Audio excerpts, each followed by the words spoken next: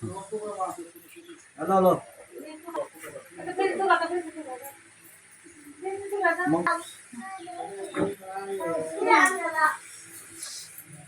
এই গরমে কি ভাল লাগে? হ্যাঁ, গরমে যদি শান্তি হলে যায় বসা কোথাও বসারও যাবে ফ্যানের নিচে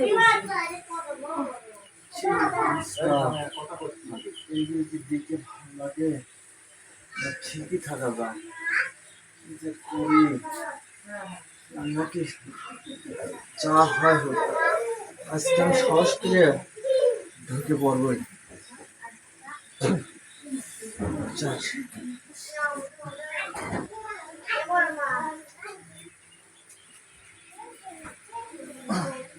আরে আপনি আরে ভাবি, তুমি সে কখন থেকে, আচ্ছা থাক না, ভালোই তো লাগছিল, আমি তো সবই দেখলাম লুকায় লুকায়, ঠিক আছে। তো ভাবি, লুকায় থেকে আর ঠিক থাকতে পারলাম না, তাই তোমার কাছে চলে আসলাম। ও তাই না? লুকা থেকে ঠিক থাকতে পারলি না? ছাড়েন হাত। অন্যজনের বইয়ের হাত ধরতে লজ্জা করে না? আরে ভাবি, আপনার যে অবস্থা দেখে আমি তো আর ঠিক থাকতে পারিনি, তাই। আরে এগুলা কি মনে হচ্ছে যে আপনার সাথে আমার কোনো পরকীয়া সম্পর্ক আছে, কিংবা আপনি আমার আগের থেকে কোনো বন্ধু ছিলেন? আরে না ভাবি, আসলে আপনি যা ভাবতেছেন আসলে সেটা ঠিক না, ঠিক আছে, কিন্তু আপনি দেখার পর না আমি আর ঠিক থাকতে পারলাম না, তাই আপনার কাছে চলে আসলাম। আরে এটা কিরকম ধরনের আচার আচরণ যে মানুষ দেখে বাইরের লোক, আর আপনি এখন না ছাড়া যান, মানুষজন দেখলে সমস্যা।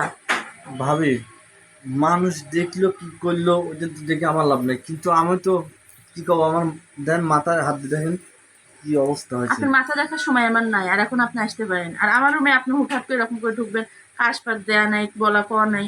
আমি আশা করবো নেক্সট টাইম আর কখন আপনি এরকম কিছু করবেন না। এটা আমি উতলাহার থাকি, মনে হয় কাপড়ে ঢেকে থাকি। তাই নাকি ভাবি? হুম ভাবি, তাহলে একটা কথা কই, ঠিক আছে, হুম এই যে আপনি এখন যে রাগটা দেখাচ্ছেন না আমার, হুম তবে এটা কিন্তু ঠিক না, ঠিক আছে।